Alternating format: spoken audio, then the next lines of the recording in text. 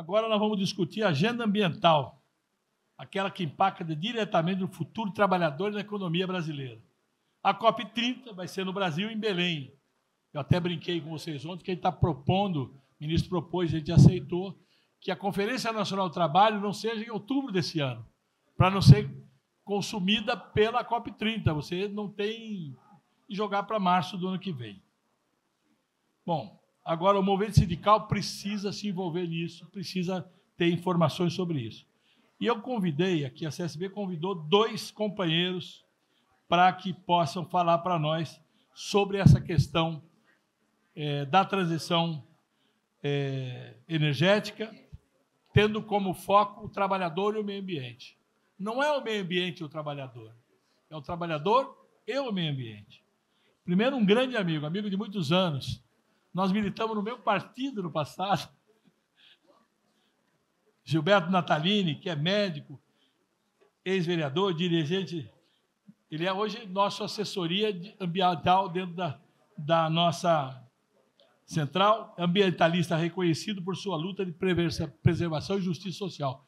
Foi vereador da cidade de São Paulo e foi um dos grandes vereadores da cidade de São Paulo. Um grande amigo, doutor Gilberto Natalini. Por favor, querido. Gilberto, quero que você saiba que é uma honra muito grande para mim você estar aqui, viu, querido?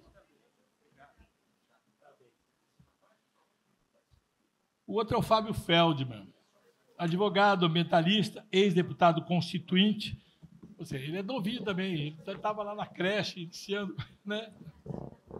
E um dos principais articuladores da Conferência da ONU Rio 92. E agora nós vamos ter a COP30, que é alguma coisa que deveria, face ao momento estadunidense, vai ser um pouco diferente, mas poderia ser um grande marco para a história mundial, a COP30. Por favor, Fábio, é uma honra tê-lo aqui.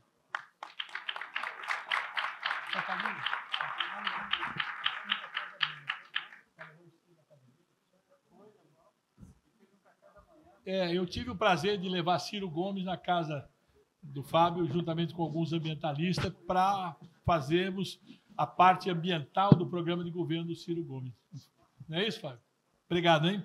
E para mediar isso, o companheiro Sérgio Anô, que além de ser vice-presidente nacional, é um internacionalista. Ele é vice-presidente nacional da CSB, mas também é o nosso companheiro junto conosco lá na OIT e tem todas as condições para conduzir um debate tão importante. E acabou de vir de Brasília, que ele estava participando do BRICS. Sérgio Nacional é presidente da Federação dos Funcionários Públicos do Rio Grande do Sul. E, Sérgio, está com você, querido. Boa tarde a todas e a todos, aos nossos painelistas convidados, doutor Gilberto Natalini, ex-vereador, médico, dirigente da CSB e ambientalista reconhecido por sua luta pela preservação ambiental e pela justiça social. Também boas-vindas ao ex-deputado Fábio Feldman, advogado, ambientalista, ex-deputado constituinte e um dos principais articuladores da Conferência da ONU, Rio 92. Sejam muito bem-vindos. Esse tema, companheiros e companheiras, é muito importante. Sabemos que não haverá justiça social sem justiça ambiental. A COP30 abre uma janela histórica para colocarmos o trabalhador no centro do debate sobre a transição ecológica. Após todas as falas, será aberto um espaço dentro das limitações do nosso horário para que eles possam responder perguntas. Inicialmente, vamos começar com o doutor Gilberto, que terá o tempo necessário, 20 minutos, para fazer a sua exposição. Muito obrigado. Bom, boa tarde, pessoal. Para mim é muito honroso estar aqui. Eu fui dirigente sindical durante muito tempo do Sindicato dos Médicos de São Paulo, 3 gestões. Eu sou um pelego velho, né? E eu ajudei a fundar, eu participei da Conclate, 1979, 80, não lembro. Então, a gente tem uma relação muito grande com muitos dirigentes sindicais aqui em São Paulo e fora de São Paulo também. Então, para mim, é muito honroso. Fazia tempo que eu não enxergava tantos sindicalistas, homens e mulheres, assim, de frente a frente. É uma honra para mim. Quero agradecer muito. Uma honra para mim. Hã? As mulheres, está cheio de mulheres sindicalistas. Eu queria agradecer muito ao Neto a oportunidade de estar aqui com vocês, de me convidar para estar aqui. Estou muito feliz de estar aqui mesmo, de ver vocês assim ativos, organizados, trabalhando com todas as dificuldades, mas não jogando a bandeira da luta dos trabalhadores fora. Então, isso é importante para uma pessoa que já está assim, numa fase meio adiantada da vida, ver que o bastão vai passando de mão em mão e a luta continua, não é isso?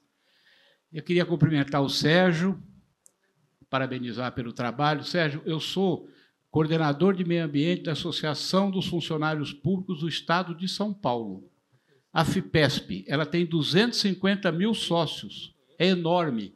Me convidaram, é um trabalho pro bono, a gente não ganha nada, é gratuito, mas eu vou com prazer, estou lá há 3 meses, muito legal lá, quero te convidar para você conhecer lá de perto, tá?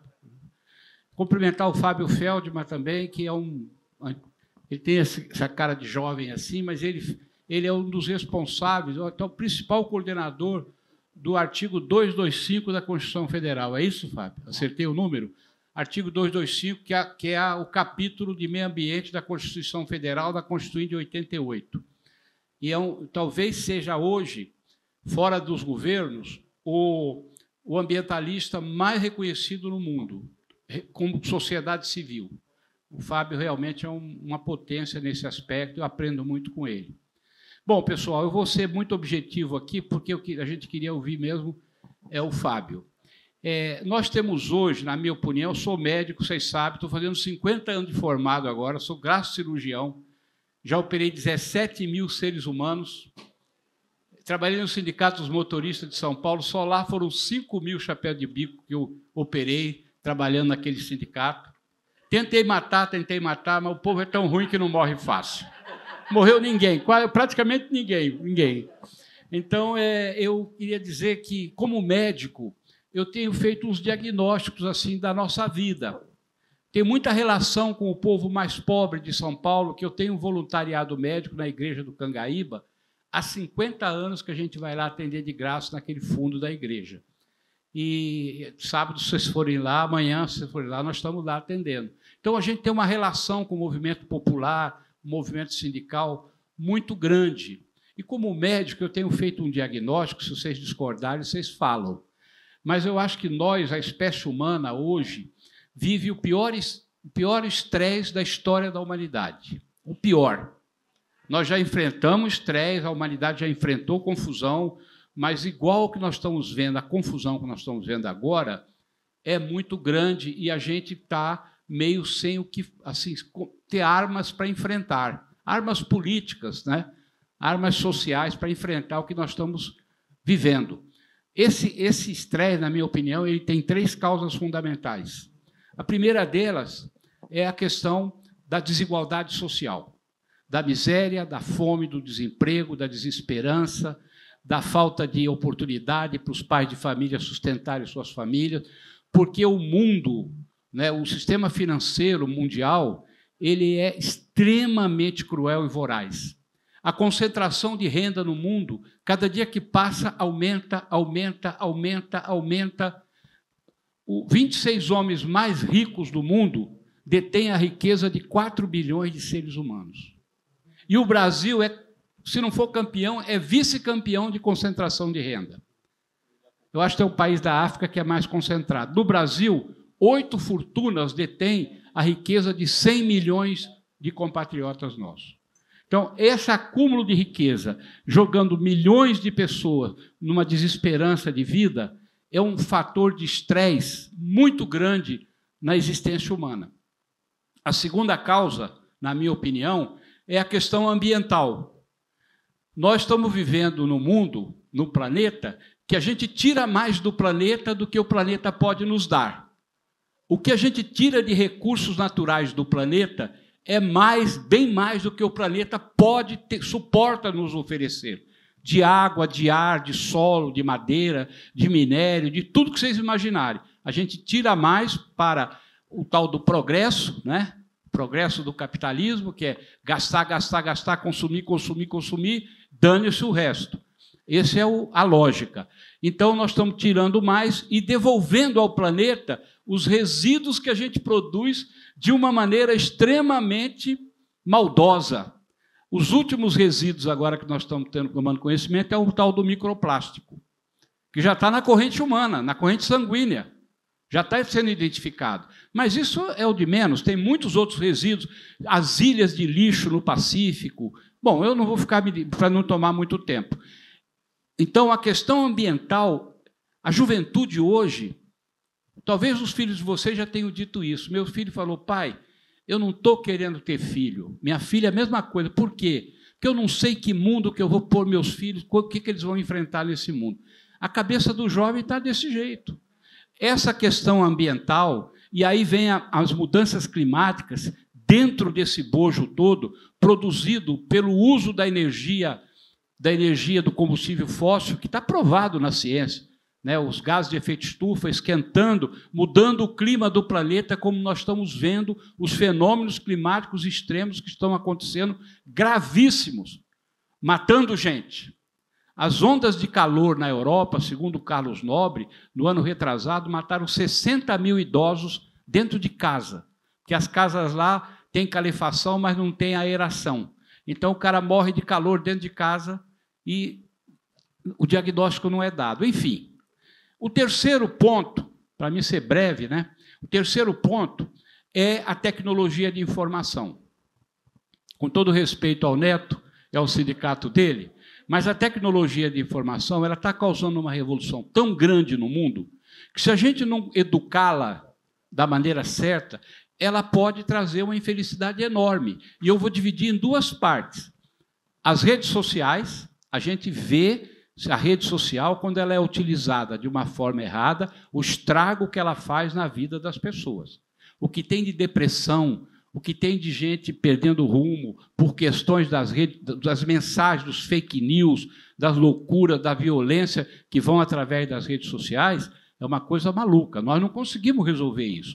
E a inteligência artificial. A inteligência artificial, se ela não for usada de forma controlada, ela vai tirar milhões ou bilhões de atividades de emprego pelo mundo afora. Porque cada vez que avança, ela não precisa mais da mão humana. Na minha profissão, que é a medicina, a tecnologia de informação, a inteligência artificial, já está fazendo coisa que antigamente só a mão do médico fazia. Está operando, está fazendo o cão ali, entendeu? E isso cada vez vai avançando mais, e se na medicina está assim, imagina na indústria. Imagina em outras atividades, né? Bom, enfim, essas três coisas, então, são a causa do estresse. O nosso assunto aqui, o foco do nosso assunto é mudanças climáticas. E aí eu quero dizer para vocês, né, que as mudanças climáticas são um fato concreto, extremamente ameaçador, né, que estão causando transtornos na vida das pessoas, de todas as pessoas, transtornos enormes com seus fenômenos extremos, estiagens longas, né? Ameaça de falta de água. Sem água nós não vivemos, nós somos 60% de água, 70% de água, 80% de água, dependendo da nossa idade. Eu e o Neto, por exemplo, somos 55%, que conforme vai ficando velho, a gente vai perdendo água, não é isso, Neto? Mas uma criança é mais de 80%. E nós temos a ameaça do recurso hídrico, da água doce. Em São Paulo, por exemplo, a coisa é gravíssima. Nós estamos perdendo as nossas represas, os nossos mananciais, por uma série de questões que vão ameaçar o fornecimento de água para 22 milhões de pessoas da mancha urbana de São Paulo. Então, a estiagem, as chuvas extremas, né? Aqui tem gaúcho, então sabem o que eu estou falando, o que houve lá em Porto, a senhora sabe o que eu estou falando. Mas vai aqui para Angra dos Reis, para Petrópolis, Rio de Janeiro, mesmo para São Paulo, aqui a capital, a quantidade de chuva que cai aqui num tempo mais curto cada vez é maior. E temos também o problema das ondas de calor, que é gravíssimo. Isso afeta não só a saúde humana, a vida humana, como afeta também a natureza, a agricultura, os animais, afeta o planeta como um todo, a biodiversidade, nós somos um todo, é uma teia de aranha. Se mata um bichinho ali, faz falta lá. Aumentou o escorpião. Ah, por que aumentou o escorpião? Porque acabou o predador. Então, é uma cadeia, e isso, as mudanças climáticas estão avançando. O erro da ciência é, a ciência acertou no diagnóstico. O mundo está aquecendo rápido, o clima está mudando, mas errou no prognóstico. Isso vai ser para 2100. Não, isso está sendo em 2025. A rapidez dos fenômenos é muito maior do que a nossa capacidade de reagir, de prevenir e de combater. Capacidade governamental, quando eu falo governamental, eu não falo só do Brasil, é da ONU, dos países todos, capacidade da sociedade civil, capacidade dos cientistas de se unirem para enfrentar isso. No meio disso tudo tem o problema econômico, que é uma barreira enorme. As petrolíferas jamais vão querer diminuir os seus lucros. Eu fui na COP de Dubai. O presidente da COP era um presidente de uma petrolífera dos Emirados Árabes. Lá pelos tantos, pelo meio do negócio, ele falou, olha, não está provado que o petróleo aquece o planeta. O presidente da COP. Mas está provado. Acontece que tem que fazer uma transição energética para a gente arrumar um jeito de jogar menos CO2 no ar. E tem que fazer isso, gente, não é para os ricos. Tem que fazer isso principalmente para os países mais pobres. Tem que fazer isso para o cara que está na frente de trabalho, trabalhando.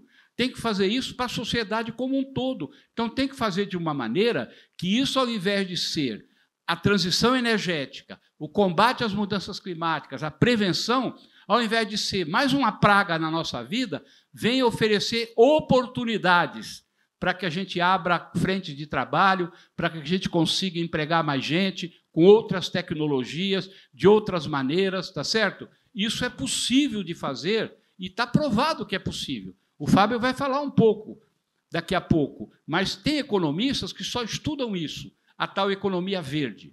Então, por exemplo, antes de ontem assisti um debate na Fundação do Fernando Henrique, de vez em quando eles fazem uns debates bons lá, viu? Tinha 3 pessoas falando sobre cobertura vegetal floresta brasileira. Um deles, que é um estudioso muito grande da Exalc, disse o seguinte, se nós cumprirmos a meta de reflorestar 12 milhões de hectares no Brasil, como é a meta do governo, nós teremos oportunidade de abrir 6 milhões de emprego. Pronto, isso é economia verde. Você vai reflorestar e você vai dar emprego, porque emprega as pessoas para trabalhar, para fazer o trabalho, para colher as sementes, para plantar, para etc.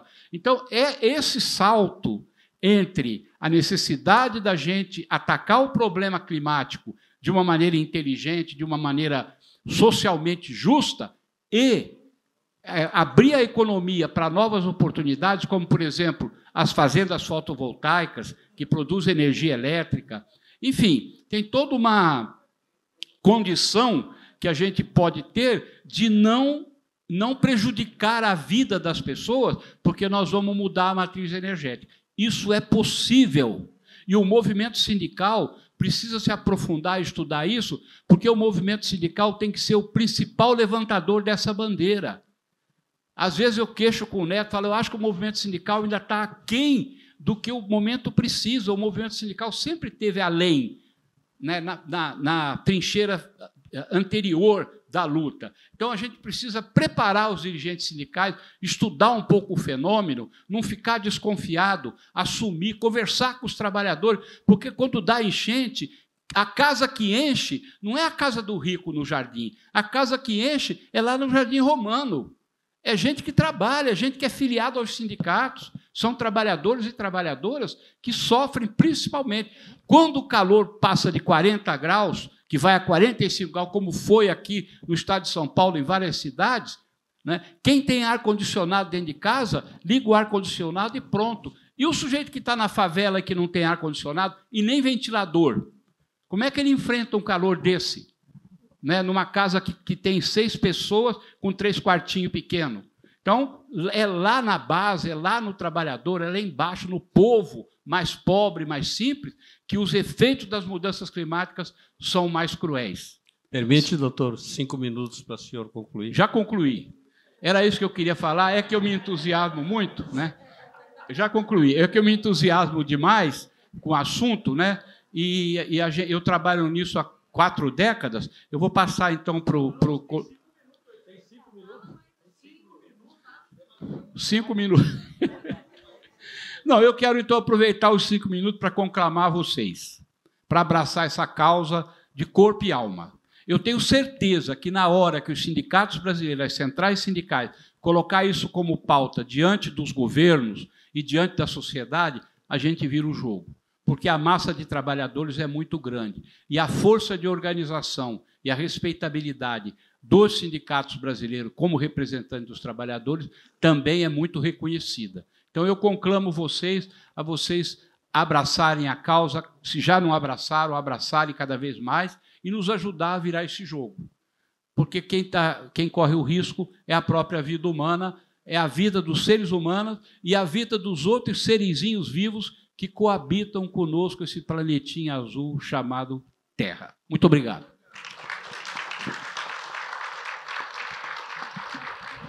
Nós é que agradecemos e, se tivéssemos mais tempo, teríamos muito prazer em seguir ouvindo as suas belas palavras.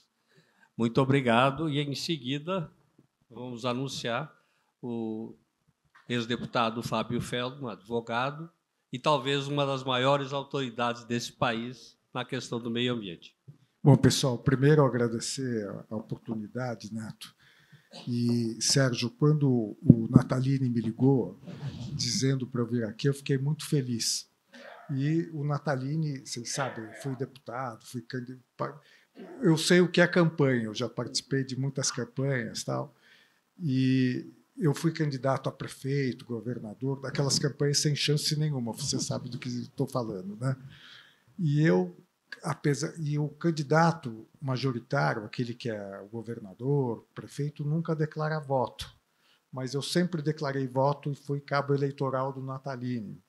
Porque o Natalini, na minha opinião, nesse momento que nós estamos vivendo da política, esse momento do Congresso Nacional e mesmo das assembleias, nós estamos vivendo uma crise muito grande da representação política. Quer dizer, a cada dia a gente está vendo um escândalo, e essas mudanças que ocorreram nos últimos anos, na minha opinião, elas fragilizaram a democracia. Eu vi você falando de emenda de relator. Eu contei para o Natalini que cada deputado federal tem direito a 67 milhões de reais em emenda. Ou seja, por ano. Ou seja, ele é imbatível. Só se o cara for muito ruim de serviço, ele não se reelege. E ele criou uma relação, como você falou, com aqueles que recebem o dinheiro, que inclusive excluíram os governadores. Quer dizer, hoje o governador depende do deputado para emenda e não é o contrário.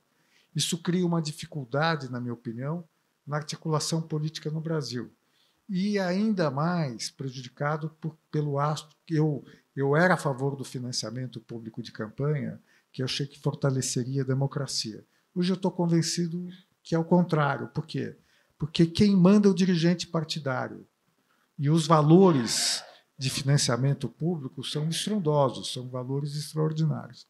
Então, o presidente do partido que escolhe quem vai ganhar o dinheiro e dificulta pessoas como Natalini.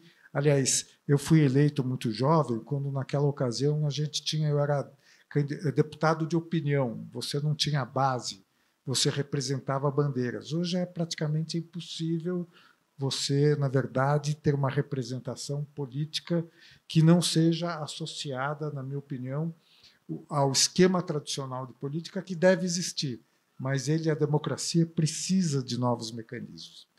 E eu só estou falando isso porque eu acho saudável que a gente se prepare para as eleições e ter noção clara de onde nós devemos mudar a política no Brasil. Quer dizer, o que aconteceu com o Bolsonaro é que ele deu tanto poder ao parlamento que hoje o parlamento, na verdade, age com independência no mau sentido e os partidos políticos da base votam de acordo com o dinheiro.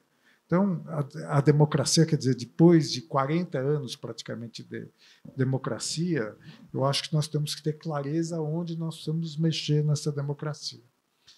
Com relação aos nossos temas, eu trabalho com o meio ambiente há muito tempo, e acho que o Natalini falou, eu acho que o grande desafio da nossa geração é a mudança do clima. Quer dizer, alguns anos atrás, se eu viesse, como o Natalini comentou aqui, discutir com vocês, ou a Rio 92, ou a Convenção de Clima, nós estaríamos sempre falando das futuras gerações. Olha, turma, nós precisamos cuidar do meio ambiente para não prejudicar as futuras gerações. Temos um compromisso constitucional com as futuras gerações, porque no artigo 225 fala em presentes e futuras gerações. Só que a conversa mudou, porque nós somos a primeira geração que está vivendo intensamente o aquecimento global. Quer dizer, nós estamos vivendo no nosso cotidiano. Então, se eu viesse aqui há 10 anos atrás, com certeza eu não estaria dizendo isso. Isso é um desafio, de um lado, porque ele impõe uma responsabilidade da nossa geração em relação às futuras gerações. A gente mesmo, os nossos filhos e os filhos dos nossos filhos.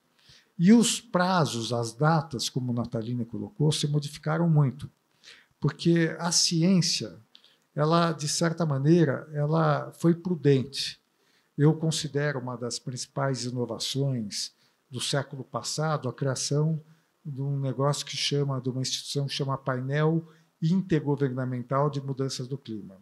Ele foi criado por algumas instituições das Nações Unidas e, ao contrário do que as pessoas que tentam tirar a credibilidade do IPCC, o Painel Intergovernamental de Mudança do Clima, ele não produz ciência. O IPCC junta os cientistas do mundo inteiro, de todos os países, tem uma agenda anterior e ele produz relatórios a cada 5, 7 anos. O primeiro relatório do IPCC, que serviu de base para um tratado internacional, que é um tratado que faz com que a Convenção do Clima, que a cada ano os países se reúnam para discutir o tema, o que tem que ser feito, o que cada país deve ser feito, chama COP, Conferência das Partes, e em Belém nós comemoramos os 30 anos da conferência, 30 anos da convenção. E o IPCC, no seu primeiro relatório, ele já alertou, disse, olha, o mundo está vivendo uma situação difícil e nós temos que reduzir o lançamento de gases de efeito estufa na atmosfera. O que são gases de efeito estufa na atmosfera? Basicamente, dióxido de carbono. Agora, a água é um gás de efeito estufa. E por que a água nos preocupa sob a forma de vapor d'água? Porque ela se precipita sob a forma de chuva. Você tem um gás que todo mundo conhece de certa maneira, que é o metano.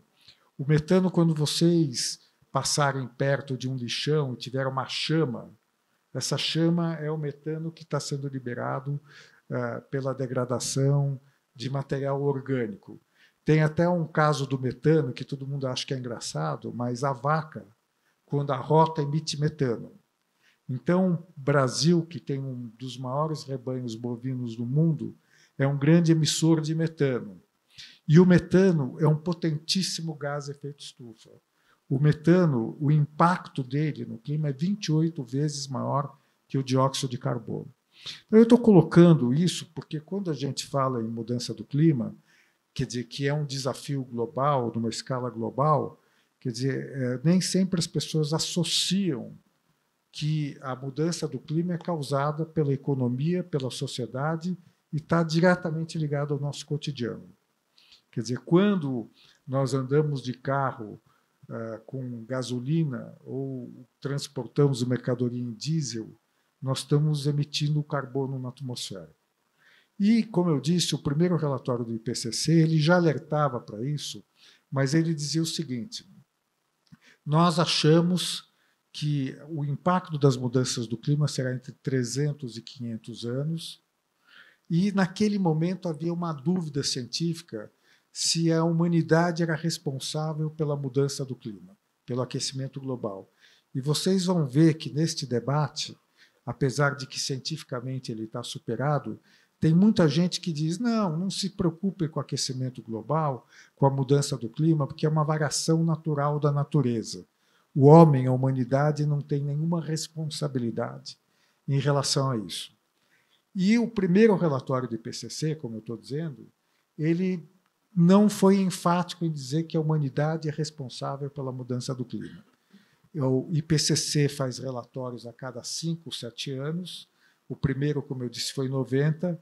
O IPCC, eu acho que ele é um modelo brilhante, porque essa ideia de juntar todos os cientistas do mundo é importante. E, no caso da biodiversidade, culpa do Natalini, que não propôs naquela época, nós não criamos o IPCC da biodiversidade, que só foi criado muito recentemente, porque a gente fala muito da crise do clima, mas tem outra crise que é tão importante quanto a crise do clima, que é a da biodiversidade. Biodiversidade é uma palavra sofisticada para falar da vida. Quer dizer, a vida, a biodiversidade do planeta está sendo ameaçada, e o Brasil é um país muito protagonista nessas discussões. No caso da biodiversidade, vocês já devem ter ouvido falar disso, é que o Brasil é considerado o país mais mega biodiverso do planeta. Nós temos a maior diversidade da vida no planeta, concentrada nas florestas tropicais, Mata Atlântica, que é... Hoje nós temos um remanescente muito pequeno de Mata Atlântica, a Amazônia, que é a maior floresta tropical do planeta, e outros biomas que agora estão sendo valorizados, como a Caatinga e o Cerrado. Então, o tema da mudança do clima veio até com muita polêmica científica, até que, em 2007, o IPCC disse, olha, praticamente, eu estou falando numa linguagem muito simples, mas a linguagem dos cientistas não é exatamente... A probabilidade de ser a humanidade responsável é altíssima, eles trabalham com cenários. E, em 2007, o IPCC disse, olha, não temos mais dúvida que a humanidade é responsável pela mudança do clima. Isso gerou um grande impacto, uma tentativa internacional de compromisso dos países. Porque qual é o desafio do clima? É um problema planetário, a biodiversidade também.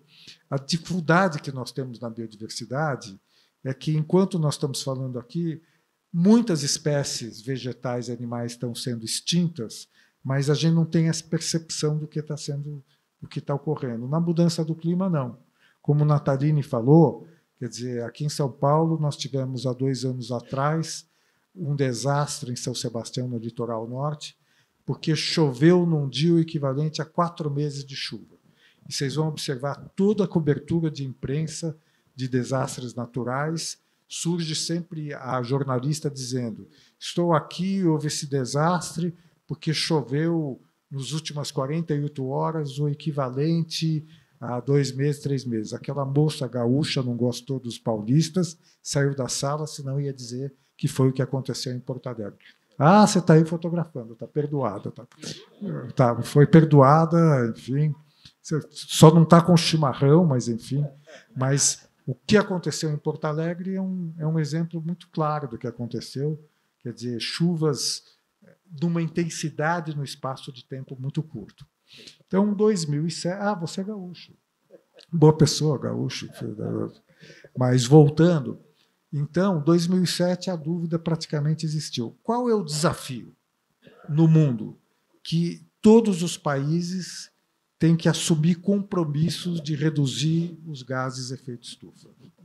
Daí, 2007, teve uma convenção, uma COP 9, muito mal sucedida em Copenhague, até que houve uma COP em Paris, que o Natalini estava lá, COP da França, que definiu o chamado Acordo de Paris. O que é o Acordo de Paris? Todos os países se obrigam a reduzir as suas emissões. Quer dizer, antes disso tinha havido, talvez vocês tenham ouvido falar, o Protocolo de Quioto, só que no Protocolo de Quioto só os países industrializados tinham que reduzir as emissões, sob argumento legítimo de que eles começaram, a partir da Revolução Industrial, lançar gases de efeito estufa na atmosfera. Daí, Paris vai fazer 15 anos, todos os países têm compromisso de reduzir suas emissões. E como é que isso funciona? Os países apresentam para as Nações Unidas uma obrigação, contribuição nacional determinada, e que eles se obrigam, num calendário, a reduzir suas emissões. O que está acontecendo de fato?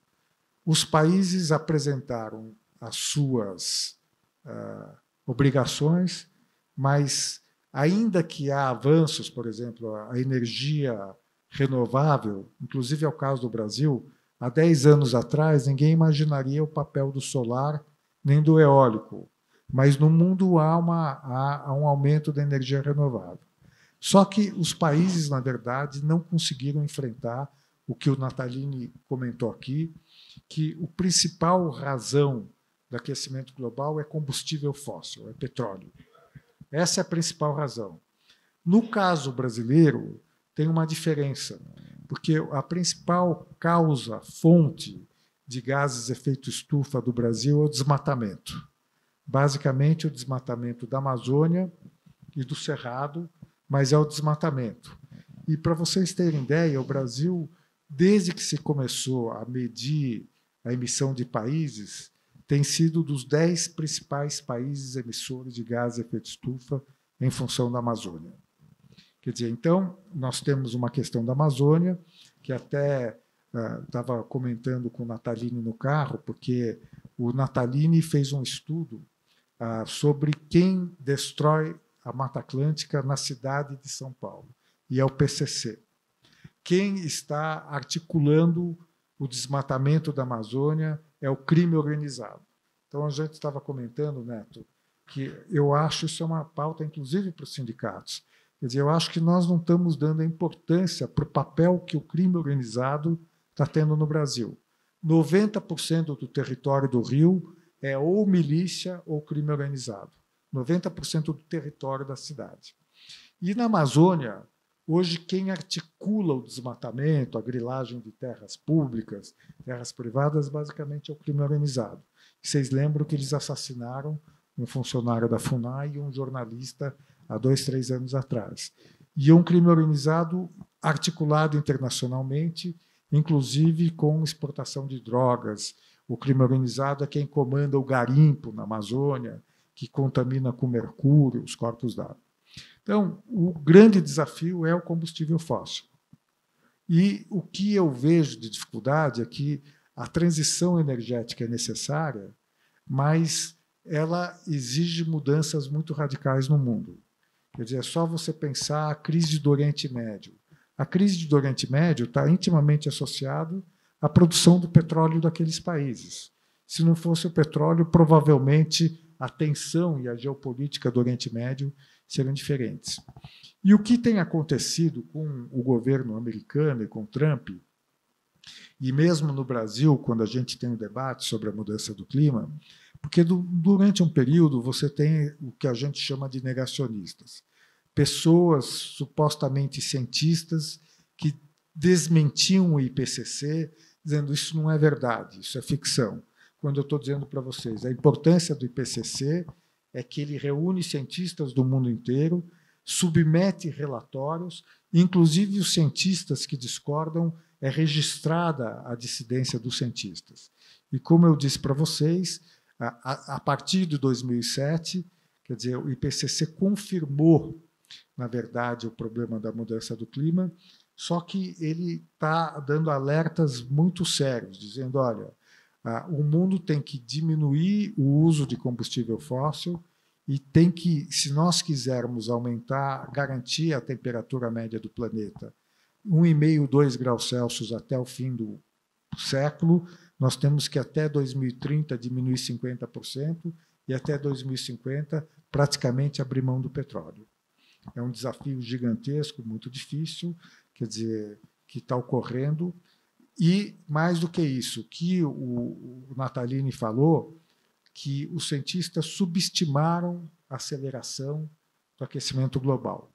E essa média, que parece pequena, 1,5 grau, 2 graus Celsius, até 2100, ele já está sendo, que é o compromisso do Acordo de Paris, ele está sendo questionado, que tem gente que acha, gente, eu digo cientistas, que nós lançamos tanto carbono na atmosfera, até agora, que é impossível manter o aumento da temperatura em 0,5 ou 2 graus Celsius. E daí você começa a fazer previsões, 3 graus Celsius, o caos no clima no planeta, 4 graus Celsius também. E como o Natalini falou, quer dizer, com consequências absolutamente dramáticas. Aonde a ciência errou ou foi muito prudente? Nessas previsões. Quer dizer, e o Brasil é um caso interessante, porque o Brasil é um dos países muito afetados pela mudança do clima. Então, vocês veem, por exemplo, a Amazônia teve a seca mais ameaçadora da história da Amazônia nos últimos anos. A Amazônia, com os rios da Amazônia secando e com grandes impactos em termos de desastre natural, porque aqui, na região do Sudeste, a gente tem chuva e deslizamento, ali você tem seca. E com a seca, você tem uma dificuldade, inclusive, no transporte, que é fluvial. As estratégias de combate à seca são muito difíceis. Então, 4 minutos para o senhor. Eu já estou encerrando. Então, eu vim aqui dizer para vocês que nós precisamos de vocês, porque, ainda que a ciência confirme e comprove, ainda que nós estejamos sentindo os impactos da mudança do clima, o fato é que há uma inércia em tomar as providências para combater o aquecimento global. Quer dizer, o que eu disse do governo Trump e de outros governos é que eu acho que se houve uma pressão muito grande da opinião pública sobre as empresas de petróleo, a ponto de elas dizer, eu não sou empresa de petróleo, agora sou empresa de energia, de uns tempos para cá, todos os compromissos públicos dessas empresas de reduzir as suas emissões de gases de efeito estufa foram retirados. Inclusive, algumas decisões judiciais que aí muita gente, muito ambientalista, entrou. JBS diz que vai ser 2050. Estou dando como exemplo. Carbono neutro, agora ela abriu mão dos seus compromissos. E, de maneira geral, é isso que está acontecendo. E por que é importante para os sindicatos e para nós? Porque esse é o grande compromisso da nossa geração. Acho que a geração do Neto, Natalini e Sérgio, nós tínhamos um compromisso de democracia no mundo e democracia no Brasil. A diferença é que o combate à mudança do clima é universal. E nós quero encerrar dizendo que nós não estamos conseguindo ser efetivos em relação a isso. E também acho que há uma certa inércia da sociedade. Quando o Natalini falou, eu venho do movimento ambientalista, fui advogado das vítimas da poluição de Cubatão, é que hoje eu acho que é uma concentração muito grande da militância, em todos os sentidos, e a militância ambiental, em rede social. E eu acho que isso é importante, mas não é suficiente. Então, COP, quer dizer, para que os países mudem de atitude, nós temos que pôr 1 milhão de pessoas na rua no mundo inteiro, pressionando os governos para que assumam compromissos, mas, além de assumir compromissos, que cumpram com seus compromissos. E a cada dia que a gente perde nisso, quer dizer, a situação fica mais grave. E quando a situação fica mais grave, eu estou encerrando, acho que o impacto na sociedade é uma certa noção de impotência, que já que é tão grave, não tem o que fazer e não fazer nada. E, para isso, eu acho que tem que fazer uma grande aliança global, mundial, nacional e local, de convencer a sociedade que nós realmente temos que mudar. Eu quero dizer, como compromisso ético com os nossos filhos, conosco também, porque a gente está sofrendo a mudança do clima. Essas ondas de calor, usa mais ar-condicionado. Usar mais ar-condicionado não resolve, porque consome mais energia e esquenta na comunidade. Então, pessoal, vim aqui agradecendo ao Neto, que eu conheci há um tempo atrás, tivemos aquela reunião com o Ciro Gomes, não é isso? E cobrar também dos políticos, que eles têm que ter compromisso não só com a sua base eleitoral, mas esse compromisso com as futuras gerações, na minha opinião, no caso de mudança do clima, ele é muito real. Ele não é abstrato, ele não é virtual. Por quê? Porque o que tem que ser feito, a janela de oportunidade é 10, 15 anos. 10, 15 anos é amanhã. Obrigado, pessoal. Nós é que agradecemos.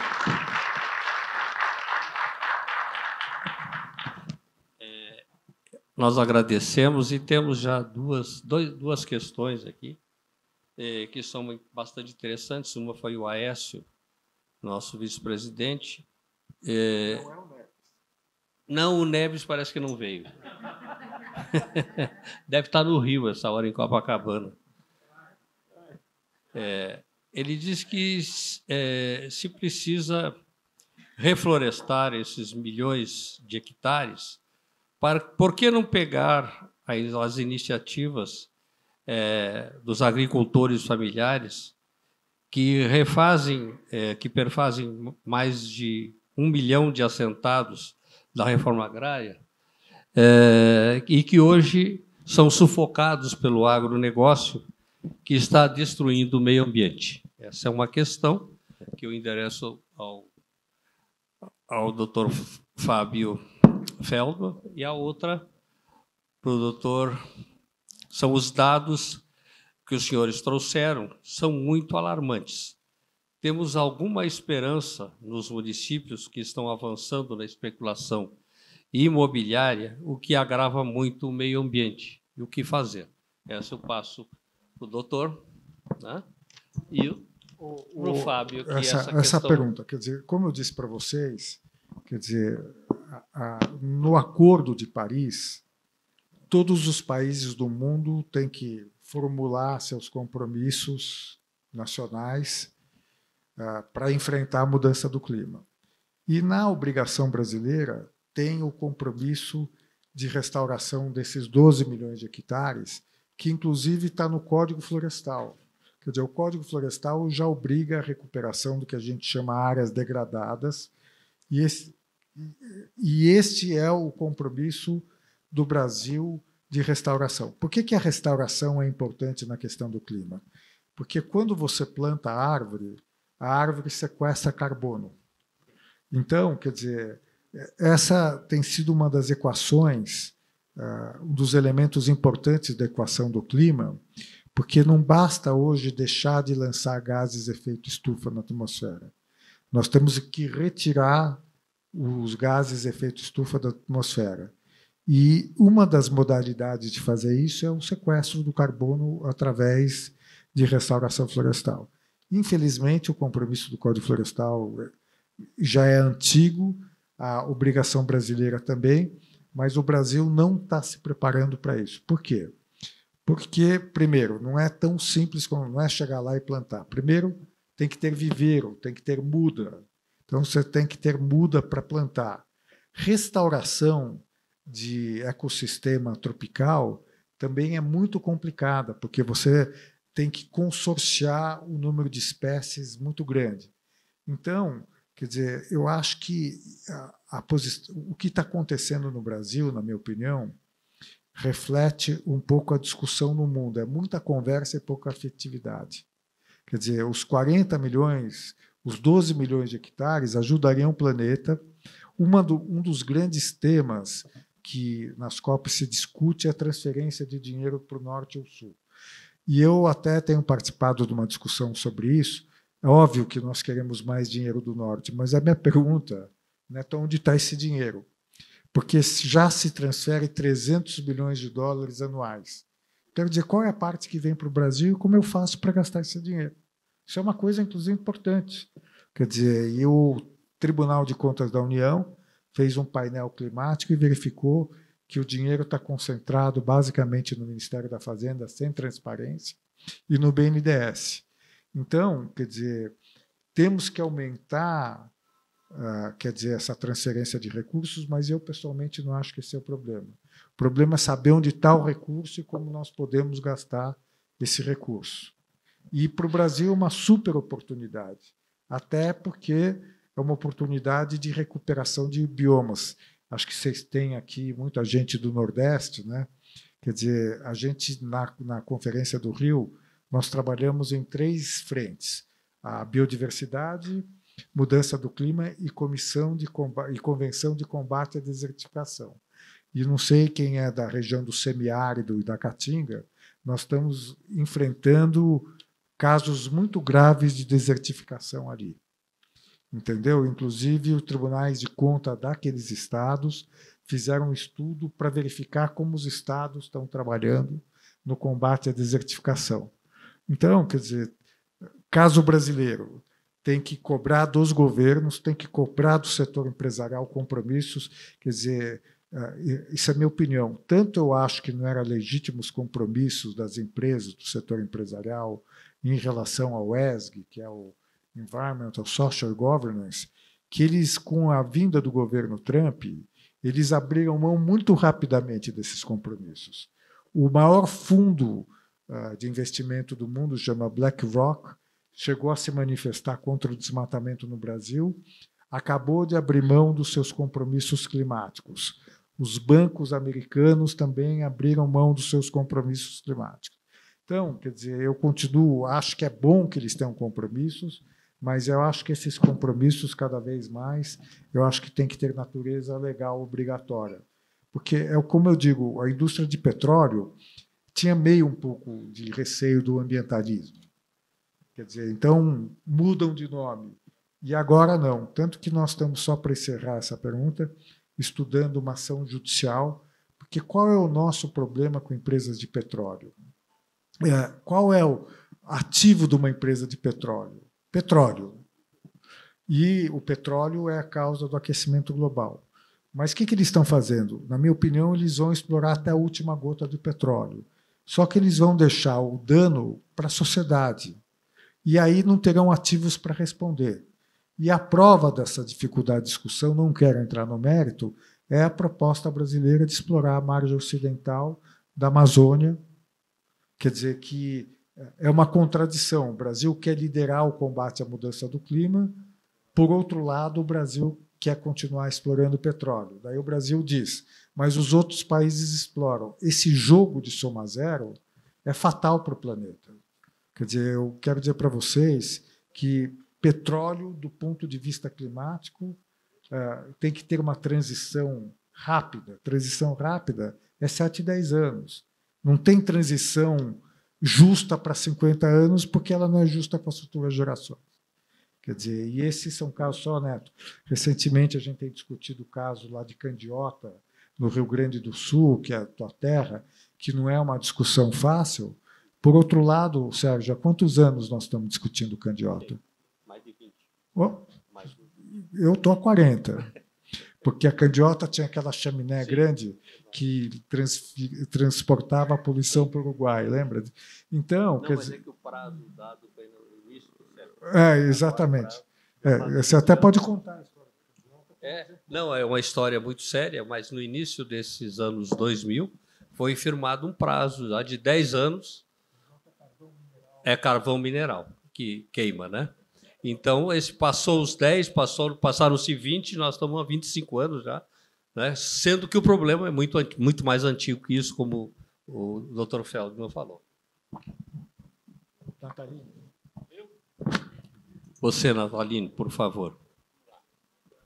Bom, queria só dizer a vocês, assim, a grosso modo, que o hemisfério norte, eles emitem gás de efeito estufa pela queima do petróleo.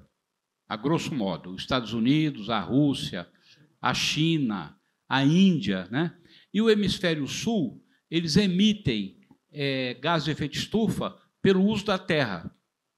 Então, o Brasil, a América Latina, o Brasil, a África, praticamente inteira, a maior fonte de emissão não é do petróleo, é do uso da terra. Desmatamento, queimadas, esse tipo de coisa que acontece. Aqui a gente vê aqui, mas acontece também na África. E os países do hemisfério sul, eles são bem mais pobres. Eles são bem mais pobres. É difícil você pedir para uma pessoa que tem baixa renda, proteja o meio ambiente, cuida da árvore e fala, meu filho, eu estou atrás de feijão para comer com meus filhos. Você vai me pedir para cuidar da árvore? Esse imediatismo, ele é justificável, porque quem tem fome precisa comer. Não adianta, não é verdade? Aí chega, não, e tal. Então, quer dizer, nós, os países mais pobres, a gente mexe com... Aqui está a pergunta que me fizeram, se tem alguma esperança que os municípios mudem na especulação imobiliária. Nas cidades, como São Paulo, a especulação imobiliária é mortal para São Paulo. Eu não sou contra as incorporadoras produzirem prédio, fazerem prédio, venderem prédio, ter seus negócios. Eu sou contra elas destruírem a cidade do jeito que elas estão destruindo. Eu votei contra 2 planos diretor na Câmara, 2004, 2014, e esse que veio agora é mais cruel ainda, porque liberou geral. Né? Eles fazem prédios sem saber onde enfiar. E nem gente para entrar dentro tem, é pura especulação. Só que vai destruindo a cidade. Então, nas grandes cidades, a incorporação imobiliária, a especulação imobiliária, é a grande destruidora de ruas e de áreas verdes. Derrubam mesmo. Derrubam mesmo. E, no campo, aí nós temos que fazer uma divisão. Me perguntaram aqui também, perguntaram para ele, a questão da agricultura familiar. A agricultura familiar ela não é a principal responsável pelos fenômenos climáticos, pela produção, né, pelo mau uso da terra. Pelo contrário, os pequenos agricultores, médios agricultores e até alguns grandes agricultores que fazem a sua produção de uma forma altamente inteligente e de uma forma que até, às vezes, equilibra a emissão com a absorção do CO2. Quem é o responsável no uso da terra? Ele falou, na Amazônia, quem está derrubando a Amazônia é o PCC. Não sei se eles têm esse nome lá, mas é o crime organizado aliado com o tráfico de drogas na parte do garimpo e na parte do desmatamento mesmo. Não é atividade econômica lícita que está fazendo aquilo, tá? Na Amazônia. No resto do Brasil, existe o grande negócio agrícola, o agronegócio, ele é dividido em duas partes. Tem o agronegócio mais moderno, mais condizente, mais inteligente, mais antenado com os problemas do mundo, e esses têm procurado fazer nos seus negócios recuperações que são, inclusive, elogiáveis. O agronegócio mais sério, mais antenado. E tem o agronegócio selvagem. Aquele agronegócio que geralmente junta dinheiro para quebrar o Palácio do Planalto, dá dinheiro para quebrar o Supremo, dá dinheiro para... Bom, enfim, vocês sabem o que eu estou falando, tá certo? Esse agronegócio selvagem, ele é selvagem na política e é selvagem no meio ambiente. Então, ele mete o negócio, derruba tudo, vai, abandona as terras quando não servem mais. Essa aula que eu assisti antes de ontem, que eu falei para vocês, eles mostraram bem a diferença. Eles põem um mapa do Brasil e mostram a diferença. E mostram que é possível recuperar, porque tem áreas que foram desmatadas e que não servem para a agricultura. Se vocês andarem na beira da Dutra, vocês vão ver áreas que estão absolutamente abandonadas, que não servem mais para você fazer agricultura ou mesmo para criar boi. Como é que você cria boi numa encosta assim? O boi vai subir lá como? Para comer o capim. Lá é lugar de você reflorestar com floresta. E existe estoque de terra para você reflorestar. Então, a gente tem que dividir a coisa assim. A agricultura familiar não é o vilão. Pelo contrário, eles são aliados. Muitos deles produzem alimento orgânico, eles não poluem os rios com agrotóxico. Muitos deles produzem alimento orgânico, com uma agricultura com menos agressiva, né? Agricultura orgânica. E, diferente dos produtores maiores, muitos deles que usam 600 tipos de agrotóxicos são usados no Brasil. Entre eles, 80 são produzidos no resto do mundo, são proibidos no resto do mundo. Nós estamos usando aqui de maneira liberada. Isso é altamente poluente. Então, o agro também ele tem a sua divisão, né? O agronegócio mais inteligente, mais moderno, ele tem 4 bois por hectare. A produtividade dele é muito maior. Com tamanho menor, ele cria. O agronegócio atrasado, selvagem, que quebra o Palácio do Planalto, derrubou aquele relógio do Dom João VI, vocês viram tudo isso, né? Esse agronegócio cria 1 boi por hectare, em média. Ou seja, eles são extremamente uma exploração muito selvagem da natureza. Então, nós temos uma luta política para a gente transformar a agricultura brasileira, não é acabar a agricultura brasileira, pelo amor de Deus. Né? O Brasil é um país, né? O pessoal brinca, né? Que os Estados Unidos é um grande escritório, que a China é uma grande fábrica, que a Europa é um grande museu e o Brasil uma grande fazenda. Eu acho uma coisa correta isso. Nós não queremos deixar de produzir, só que tem tecnologia, tem condições de você fazer a produção, inclusive de maneira mais racional, reflorestando áreas, deixando as APPs para produzir a água, porque sem a água não tem agricultura. Às vezes o cara arranca a mata da beira da nascente, a nascente seca, ele perde a água para criar o animal ou para fazer a plantação. Enfim, eu acho que essa luta é uma coisa complexa, mas foi bom vocês abrir essa discussão. Eu espero que vocês continuem discutindo, viu, Neto, com os dirigentes todos que estão aqui. Coloque isso na pauta, porque isso impacta diretamente na vida das suas bases sindicais, das suas famílias, do povo brasileiro. Muito obrigado, doutor Natalini, doutor Fábio.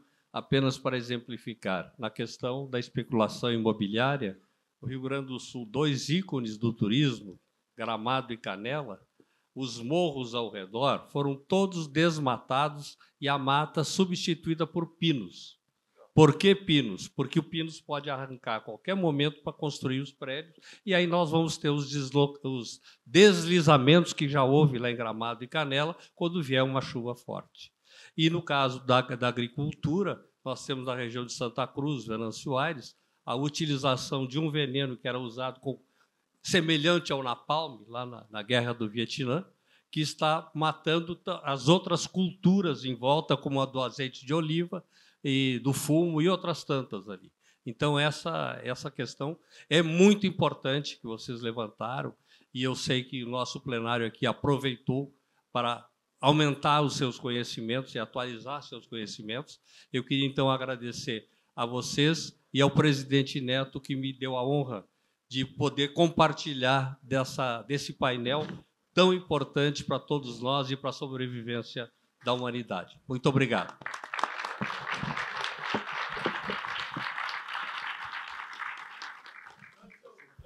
Antes, eu gostaria de dar uma palavrinha para vocês. Eu pedi ao Natalini para ajudar a CSB a criar uma cartilha para que a gente possa orientar os sindicatos nessa discussão sobre... Vai descer? Vai cair aqui, meu amigo. E nós estamos preparando, né, Natalini?